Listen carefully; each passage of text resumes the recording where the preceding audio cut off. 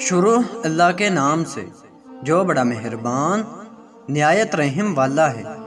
حضرت سیدنا زید بن اسلم رضی اللہ تعالیٰ عنہ فرماتے ہیں، میرے والد نے بتایا کہ ایک مرتبہ حضرت عمر بن خطاب رضی اللہ تعالیٰ عنہ لوگوں کے درمیان جلوہ فرما تھے کہ اچانک ہمارے قریب سے ایک شخص گزرا جس نے اپنے بچے کو کندھوں پر بٹھا رکھا تھا۔ حضرت عمر بن خطاب رضی اللہ تعالیٰ عنہ نے جب ان باپ بیٹے کو دیکھا تو فرمایا، جتنی مشابہت ان دونوں میں پائی جا رہی ہے میں نے آج تک ایسی مشابہت اور کسی میں نہیں دیکھی۔ یہ سن کر اس شخص نے عرض کی، اے امیر المومنین رضی اللہ تعالی عنہ، میرے اس بچے کا واقعہ بہت عجیب و غریب ہے۔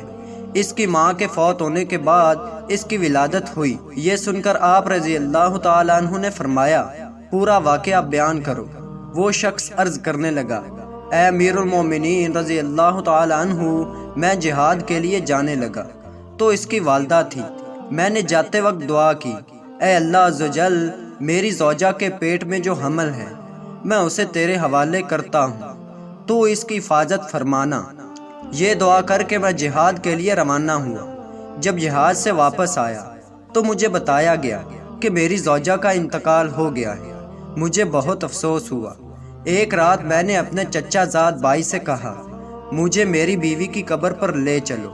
چنانچہ ہم جنت البقیع میں پہنچے اور اس نے میری بیوی کی قبر کی نشاندہی کی۔ جب ہم وہاں پہنچے تو دیکھا کہ قبر سے روشنی کی کرنیں باہر آ رہی ہیں۔ میں نے اپنے چچا زاد بھائی سے کہا، یہ روشنی کیسی ہے؟ اس نے جواب دیا، اس قبر سے ہر رات اس طرح روشنی ظاہر ہوتی ہے، نہ جانے اس میں کیا راز ہے۔ جب میں نے یہ سنا تو ارادہ کیا کہ میں ضرور اس قبر کو کھود کر دیکھوں گا۔ چنانچہ میں نے پھوڑا منگوایا۔ ابھی قبر کھودنے کا ارادہ ہی کیا تھا کہ قبر خود بخود کھل گئی۔